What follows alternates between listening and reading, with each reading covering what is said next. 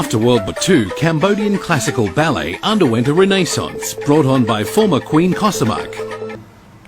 ជាងហ្នឹងសម្ដេចមហាក្សត្រយ៉ានីលោកទ្រង់ក្លុយតូចអើយនៅក្នុងវាំងពីដើមគេនិយាយថៃជាងអីក៏មានថៃខ្លះចាកូនណាមុនណាលោកដាច់មកថៃទៅហើយដល់ឆ្នាំ1965ជីដូនសម្ដេចព្រះមហាក្សត្រយ៉ានីពីស្វាតកុសុមៈលោកយកធ្វើលំអប្សរាហ្នឹងហើយឲ្យមកហ្នឹងរួមជាដំបូងឡើង Royal court dance suffered a huge blow again during the Khmer Rouge regime. Cambodian citizens were deported to the countryside where 90% of the teachers and dancers were killed. A few escaped to the Thai-Cambodia border refugee camps. ដល់ឆ្នាំ1979 80ពេលខ្មែររស់ធ្លាក់ហ្នឹងគឺមកបានទៅជួយមានគេនៅជំរំកន្លែងជំរំជនភៀសខ្លួនហ្នឹង refugee camp ហ្នឹងជួយពួក children ពួកក្មេងៗជួយបង្ហាត់ account អីគេ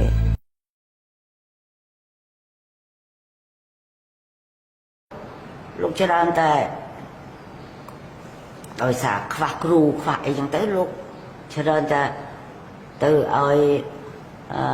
គ្រូនោះទៅថាយកពីថៃគ្រូថៃមកស្រុកខ្មែរយកគ្រូខ្មែរទៅថៃដល់ហើយកាលអ្នកអញ្ជើញមកវិញខាងបាត់អស់លេងចូលលពតមកដឹងតែណាមកនេះទេអត់ឃើញហ្មងចាបាត់សមោយើងមិនធ្វើស្រួលមិនបើអស់ហើយអ្នកចេះនឹងងាប់អស់ដែរទៅដូច្នេះអ្នកគេទៅគាត់ថាឃើញក្បាច់មកគាត់អីរត់ខ្លាស្អីខុសពីដើមខុសចង់ទៅថៃចាអ្នកមកគាត់ខ្លះចង់ទៅថៃបាទឥឡូវស្រួលមកវិញហើយបានមិនដូចមកចាមកក៏កន្លែងដើមវិញហើយឥឡូវនេះស្រួលហើយតូឡើងពុទ្ធូឡើងលោកតាពុទ្ធូលោកតាពុទ្ធូលោកតាពុទ្ធូយីមករកអីនឹងជួយខ្ញុំកណាផងលោកតាជួយរឿងអីសូមឲ្យលោកតាទៅសម្លាប់ពីងពីង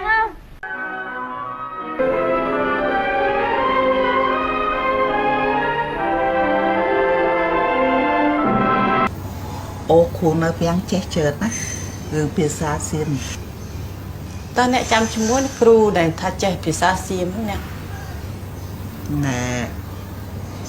លោកខុនមៀកហ្នឹងក៏ចេះហើយបទភ្លេងអីមិនតែឃើញគេច្រៀងជាភាសាសៀម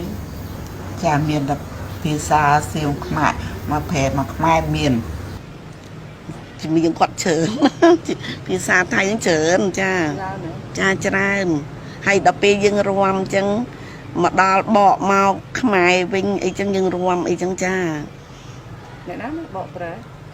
គាត់អ្នកគាត់ប្រាប់ខ្លួនគាត់ថាអ្នកនេះគេបកលបាំនេះណាអញ្ចឹងគាត់និយាយអញ្ចឹងចាគាត់មានពី3បទនឹងច្រៀងឲ្យស្ដាប់ទៅចេះស្ដាប់ទៅចាពួកគាត់ចាស់ឲ្យច្រៀងអត់ដឹងព្រោះមានតែពាក្យដែលបកថៃណាចាចែកខ្លាយទាំង5អើយងាមតែនធីអើយរូបពីឆាយណែអើយខ្លាយទាំង5អើយងាមតែនមាធីថ្ងៃ